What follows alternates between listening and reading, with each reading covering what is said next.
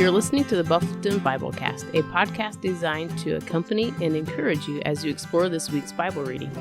Hello, my name is Kim Meyer, and I'm here today with Mike Lizzie and Todd Dreyer. This week, we finished the plagues that we started last week by reading Exodus 9 through 12 and Revelation 16. You know, I was thinking about these plagues, and I'm truly amazed at the amount of damage done to Egypt.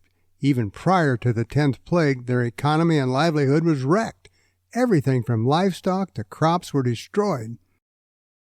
I know, it's so hard to imagine that sort of devastation, followed by 3 days of darkness. The Egyptians probably wondered if they were even going to live through it, as the darkness prevented them from even trying to get water, food, assessing the damage, beginning repairs, or even starting cleanup. Yeah, and imagine how humiliating and frustrating this must have been for Pharaoh to see Egypt being totally destroyed. But his heart was set against God, regardless of the consequences. What do you think Pharaoh was thinking? And why was his heart so hard? Well, wasn't it both God and Pharaoh who hardened Pharaoh's heart? Yes, but Pharaoh hardened his heart first. Pharaoh hardened his own heart after each of the first 5 plagues, before the Bible ever mentions God doing the hardening. There does seem to be a turning point in the story of the plagues. After the 7th plague, the plague of hail, Pharaoh acknowledges his sin and said, "This time I have sinned. The Lord is in the right, and I and my people are in the wrong. Pray to the Lord." So God stops the hail, but Pharaoh sins and goes right back to hardening his heart again. This is the last time the Bible mentions Pharaoh hardening his own heart. It's so much like God to give him 7 chances. And then when he actively goes back to sin after he repented, from that point on, God does the hardening. And it even seems that the purpose of the plagues change after plague 7. God then clarifies the purposes of the plagues, so that you may tell your children and grandchildren how I dealt harshly with the Egyptians, how I performed my signs among them, that you may know that I am. His mercy appears to be finished. God has incredible mercy, and he is a God of second chances. Lamentations even says that his mercies are new every morning. But as Pharaoh experienced, his mercy doesn't last forever. And just like Pharaoh, when we do not follow God and his Spirit, we are not in a good place. Right. Not only should we fear God's punishment when we don't listen to the prompting of the Spirit, but we also miss the blessings, dependence, and joy that result from following him. We're going to shift gears a little and focus on another possible purpose of the plagues. God might have been breaking down polytheism with precision. Although the Bible doesn't say this specifically, it does make sense given Egyptian culture and beliefs. Yeah, behind the backdrop of slave masters, Pharaoh, and Egypt as a nation, there were gods, many gods that the Egyptians worshipped. That's called polytheism, right?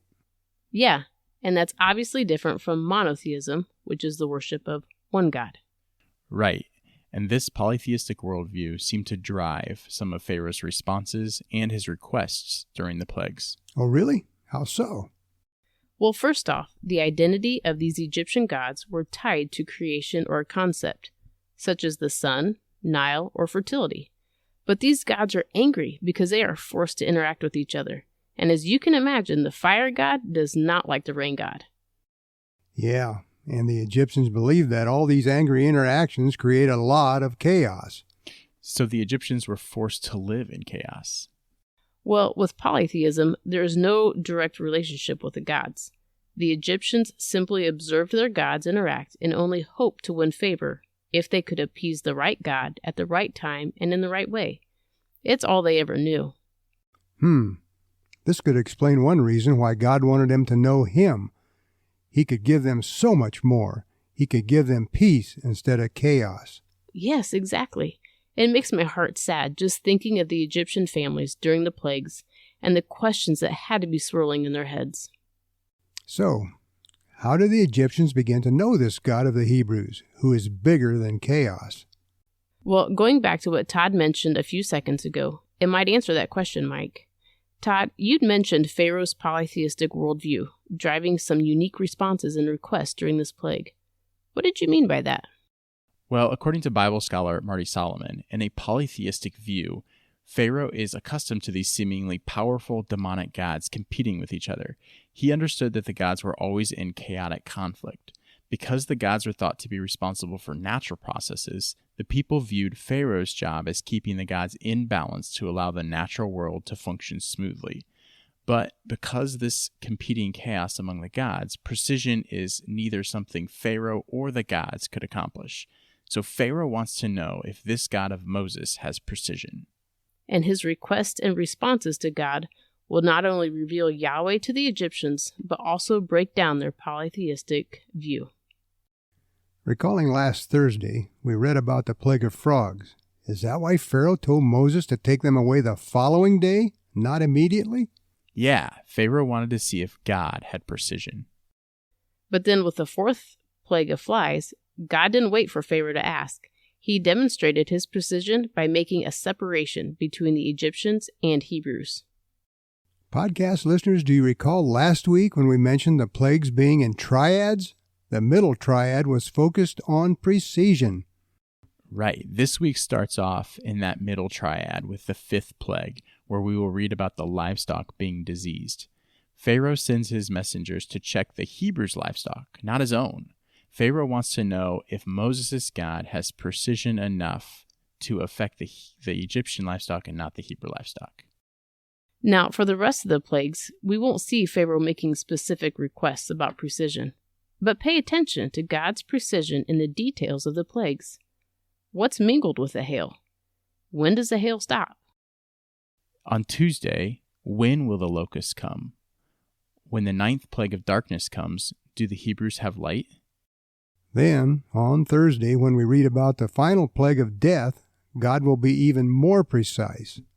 You know, the 10 plagues took time, power, and precision, and caused a ton of damage. God could have avoided it all and easily removed his people from Egypt without any plagues. But he probably would just have been viewed as another powerful, angry God. Listeners, we said it last week and it's worth saying again. God wanted Pharaoh and all of Egypt to know him up close and personal. Yeah, and the plagues clearly spelled it out that there was a cost when we pursue anyone but the one true God.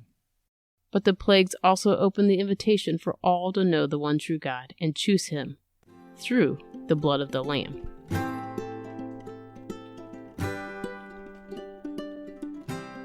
Why don't we take a look at the 10th plague God brought on Egypt? If I understand this correctly, the Hebrew celebration of Passover begins with this final and terrible plague. That's right, Todd. The first Passover feast was instituted the night God brought the 10th and final plague on Pharaoh and Egypt. This plague was so devastating that it crushed Pharaoh's hard heart to the point he relented, begging Moses and the Hebrew people to leave Egypt. You know, these gradually worsening plagues, what could God possibly do that would change Pharaoh's hard heart and cause him to let the Hebrew slaves go? Just as Pharaoh had been killing the sons of the Israelites, so God would kill the firstborn of the Egyptians. In addition, Moses warned Pharaoh that the firstborn of the livestock would also be killed. Unlike Pharaoh, however, God would provide a means of escape through the blood of the Lamb. That's interesting.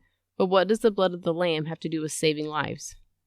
For the Israelites to be spared from the plagues of death, God instructed that a lamb with no defects had to be killed and its blood placed on the doorframes of each of the Israelites' homes. In killing the lamb, the Israelites shed innocent blood. The lamb was a sacrifice, a substitute for the person who would have died in the plague. For reasons we can't comprehend, God demands innocent blood to be shed for the remission of sin. Right, Todd. From this point on, the Hebrew people would clearly understand that for them to be spared from death, an innocent life had to be sacrificed in their place. This foreshadowed the blood of Christ, the perfect Lamb of God who gave his blood as a perfect sacrifice for the sins of all people. Let's look at what happened next. As the Israelites awaited midnight when the death angel would pass through Egypt, they ate a meal of roast lamb, bitter herbs, and bread made without yeast. Unleavened bread could be made quickly because the dough didn't have to rise. Thus, they could leave at any point. Bitter herbs might have signified the bitterness of slavery. So just curious, did God, through Moses, instruct them to do anything else while eating the Passover? As a matter of fact, he did. They were to be fully dressed for travel. This was a sign of faith. Although they were not yet free, they were to prepare themselves, for God had said He would lead them out of Egypt.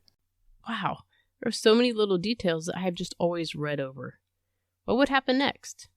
About midnight, the death angel visited Egypt. There was no assurance of safety for all those Egyptian homes and the firstborn living there if they were not protected by the blood of the Lamb.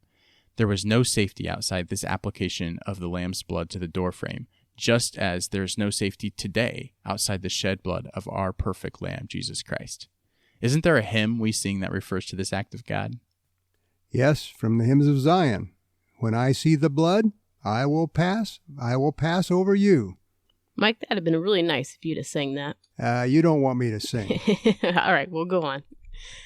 There was unparalleled death in Egypt that night, firstborn of men and livestock. To make matters worse, the Egyptians believed that the afterlife consisted of the prosperity of their firstborn. Talk about sorrow. What would happen to them is comparable to a Christian being consigned to eternal darkness and the loss of the soul. That night in Egypt, the great cry that was heard was not only for their dead, but also that Pharaoh would just let the Israelites go. Right, and thus the Feast of the Passover was implemented when the death angel passed over the Israelites because of their faith in the blood of the Lamb. How do you think this relates to us today? Well, why don't we look at it this way? Believers today have experienced a day of deliverance as well. The day we were delivered from spiritual death and slavery to sin. The Lord's Supper, which we celebrate as communion, is our Passover remembrance of our new life and freedom from sin. Hallelujah. That's a great thought, Mike, and it does cause us to rejoice, which we will hear about next week when Moses and Miriam rejoice after the crossing of the Red Sea. Well, I feel like we really dove into the scriptures and revealed that God and the 10 plagues is much bigger than just a children's Bible story that we read to our kids. We want to thank our listeners for joining us on the Biblecast this week, and thanks to Clayton Tonner for being our producer. As always, we are grateful to have you, our listeners, along for the ride as we study Exodus together. May God bless you as you dig into His Word.